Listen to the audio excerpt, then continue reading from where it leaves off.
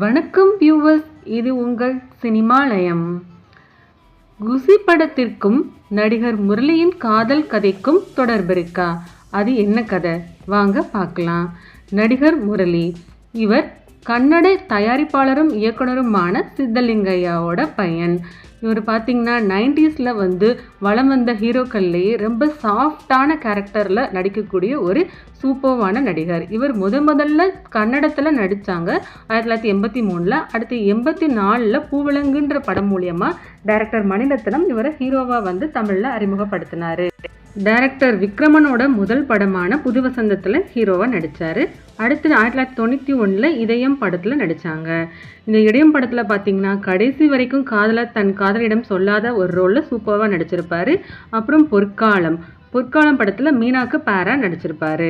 அடுத்து ஆனந்தம் மூவியில் பார்த்தீங்கன்னா 4 அண்ணன் தம்பிகளோட நடித்த ஒரு ஃபேமிலி மூவியாக இருக்கும். அதில் இவரோட ரோல் வந்து ரொம்ப ஒரு சாஃப்டான ஒரு கேரக்டராக இருக்கும். அடுத்து டைரக்டர் சேரனோட தயாரிப்பில் அண்ட் டைரக்ஷனில் வெற்றி கொடிகட்டு அப்படின்ற ஒரு மூவியில் பார்த்திபனோட சேர்ந்து நடித்தார். சமுத்திரம் மூவியில் சரத்குமாரோட சேர்ந்து நடித்தாங்க. இந்த மாதிரி 90s வந்து முன்னணி ஹீரோயின் கூட சேர்ந்து நிறைய படங்கள் வந்து முரளி அவங்க நடிச்சிருக்காங்க. இவங்களோட காதல் கதை பார்த்தீங்கன்னா குஷி படத்தோட பொருந்தும்னு சொல்கிறாங்க. இவங்களோட மனைவி சோபாவும் முரளியும் வந்து அவங்களோட ஃப்ரெண்டு கந்தா அப்படின்றவரோட லவ்க்கு வந்து ஹெல்ப் பண்ணுறதுக்காக போகும்போது 2 பேரும் மீட் பண்ணி பழகி காதலிச்சிருக்காங்க. இந்த காதல் பார்த்திங்கன்னா இவர் 4 வாரத்தில் வந்து அவங்க மனைவி சோபா கிட்ட வந்து ப்ரப்போஸ் பண்ணியிருக்காங்க. அவங்க வெள்ளையாக இருக்காங்க, இவர் கருப்பாக இருக்காரு அப்படின்னு சொல்லிட்டு அவங்க ஒத்துக்குவாங்களோ அப்படின்ற ஒரு டவுட் இவருக்கு இருந்துச்சு. ஆனால் சோபா வந்து முரளிக்கு வந்து ஓகே சொல்லிட்டாங்க. இவங்க மேரேஜ்க்கு அவங்க அப்பா சித்தலிங்கையா வந்து சம்மதிக்கலை. அவங்க அம்மா தான் வந்துட்டு ரகசியமாக வந்து கல்யாணம் பண்ணி வச்சாங்க. அவங்க மேரேஜே பார்த்திங்கன்னா மார்னிங் நடந்தது, ஈவினிங் வந்து 8 o'clock மேலே தான் வந்து அவங்க அப்பா சித்தலிங்கையாவுக்கு தெரியும்.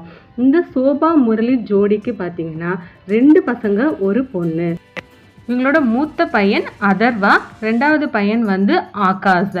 அதர்வா பார்த்தீங்கன்னா பானா காத்தாடி அப்படின்ற படம் மூலயமா 2010 தமிழ் இண்டஸ்ட்ரியில் வந்து அறிமுகமானாங்க. இந்த படத்தில் முரளியும் ஒரு கெஸ்ட் ரோல் வந்து பண்ணியிருப்பாங்க. முரளியோட 2வது பையன் தான் ஆகாஷ். இவங்களும் இப்போ ஹீரோவாக அறிமுகமாக இருக்காங்க. டைரக்டர் விஷ்ணுவர்தனோட மூவியில் பேரா வந்து அதிதி சங்கர் வந்து நடிக்கிறாங்க. முரளியோட பொண்ணு பேர் வந்து காவ்யா. இவங்க மருத்துவராக வந்து சென்னையில் உள்ள காவேரி மருத்துவமனையில் வந்து பணியாற்றுறாங்க. முரளிக்கு வந்து கடைசி படமாக அமைஞ்சது அதர்வாவோட பானா காத்தாடி தான். 2010 வந்து அதில் ஒரு சின்ன கெஸ்ட் ரோல் நடிச்சிருந்தாரு. 2010 இவருக்கு மாரடைப்பு ஏற்பட்டு தனது 48வது வயசில் வந்து முரளி வந்து மறைஞ்சிட்டாங்க. நல்ல ஒரு நடிகரை வந்து தமிழ் சினிமா வந்து இழந்துடுச்சு.